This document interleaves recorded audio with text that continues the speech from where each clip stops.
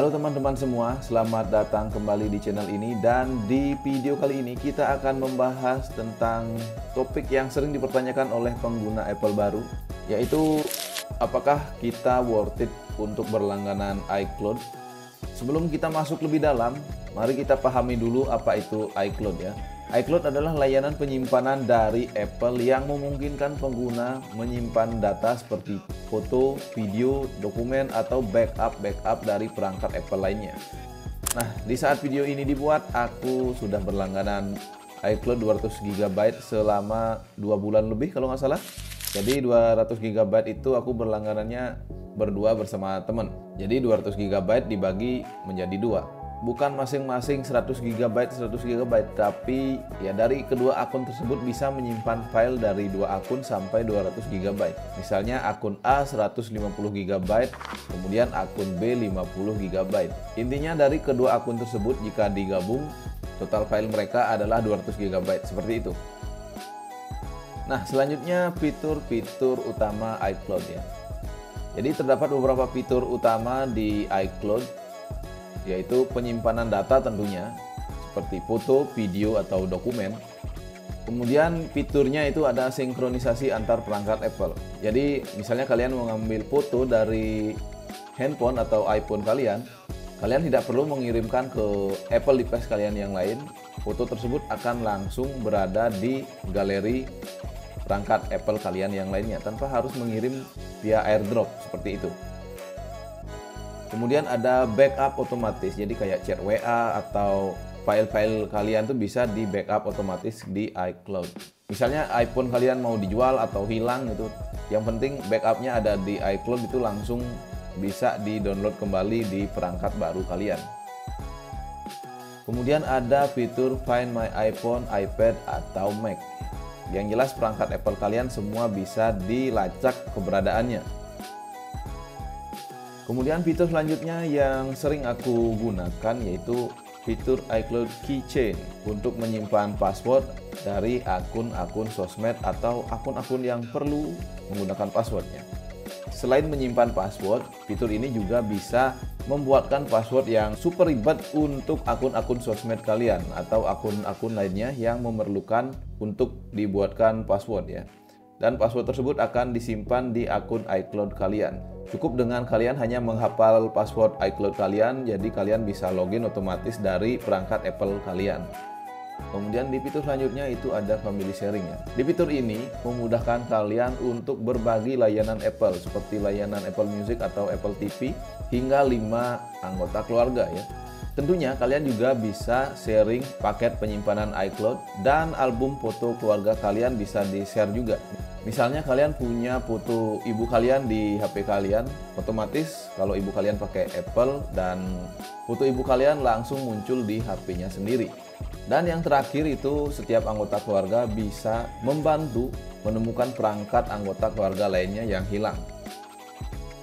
Oke, selanjutnya kita akan bahas tentang paket langganan iCloud.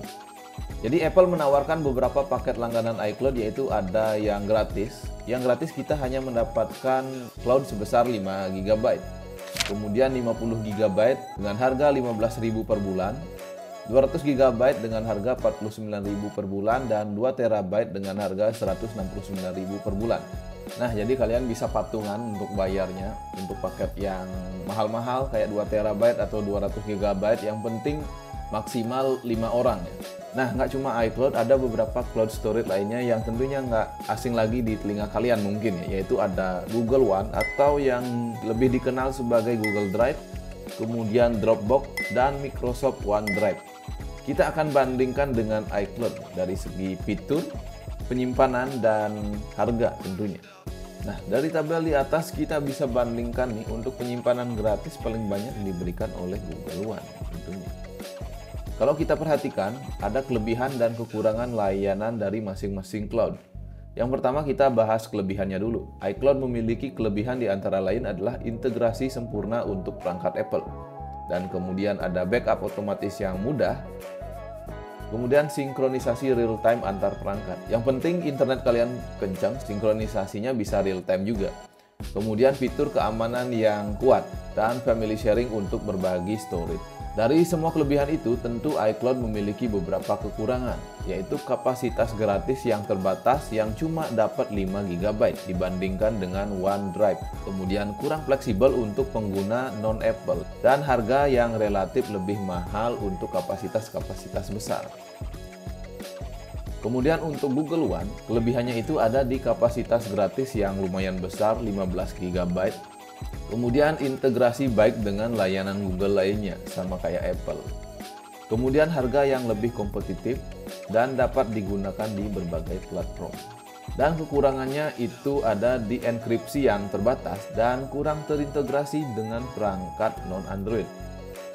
Kemudian untuk selanjutnya itu ada Dropbox. Jadi kelebihan Dropbox itu adalah kemudahan berbagi file, kompatibilitas lintas platform yang sangat baik, dan fitur kolaborasi yang kuat. Dan kekurangannya itu ada di penyimpanan gratis yang hanya 2 GB dan harga yang relatif mahal dan tidak ada fitur berbagi keluarga. Kemudian ada Microsoft OneDrive.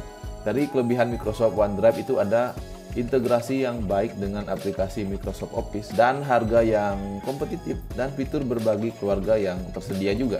Di kekurangannya itu ada kapasitas gratis yang terbatas yang sama hanya 5 GB dan enkripsi hanya tersedia untuk pelanggan berbayar. Jadi kurang terintegrasi dengan perangkat non-Windows. Jadi sama ya semuanya.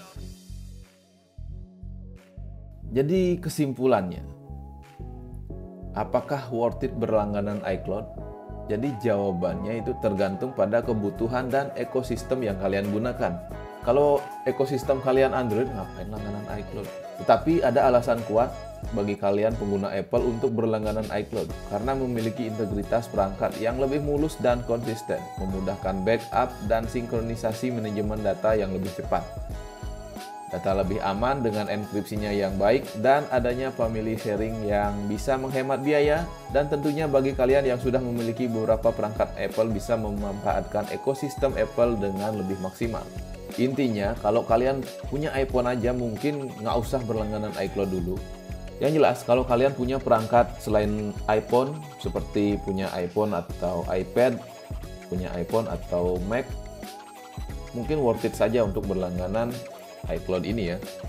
Nah, iCloud akan sangat worth it kalau kalian lebih nyaman, aman, dan lebih mudah terintegrasi dengan perangkat Apple lainnya.